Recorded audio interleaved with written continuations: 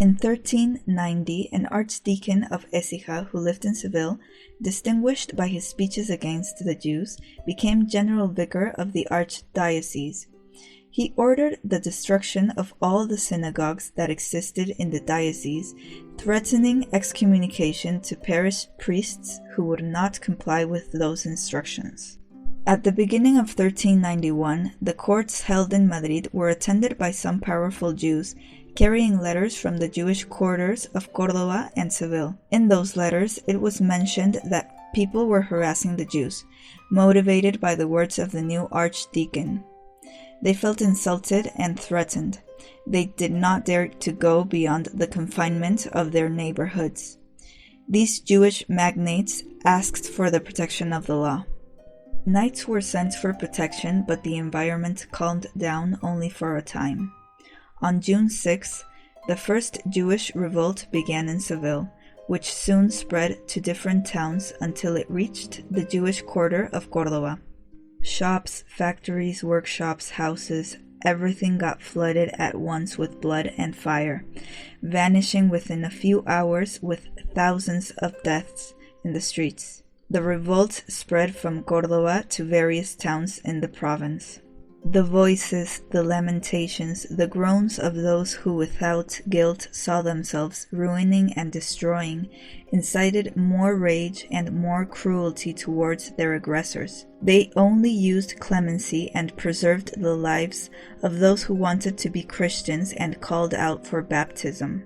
After hours of cruelty, the mayor arrived at the Jewish quarter with a good number of knights and soldiers to put an end to the massacre. According to the chronicles of the time, almost 2,000 Jews were assassinated, some with blows and others with swords or daggers. Christians entered the buildings and got possession of everything of value that they found.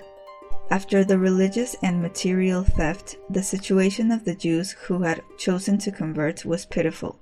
Some of them had been forced to beg in the streets. Others were orphaned and got picked up by godly people.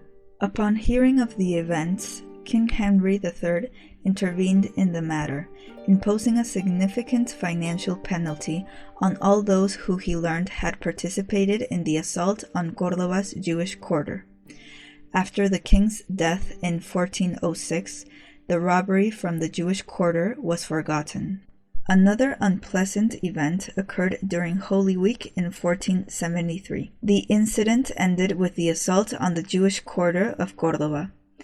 According to what is said, when the procession of the Brotherhood of Charity arrived at the Calle de la Herrería, a woman threw water from the house of a convert that fell on the image of the Virgin, spreading the news that it was urine. The Brotherhood of Charity, believing that the Sephardim had instigated the woman to commit this sacrilege, stormed the Jewish quarter. Unfortunately, the leader of the assault died, which caused the massacre to last longer than it should have. In honor of the blacksmith who died, what we know as the Cruz del Rastro was installed.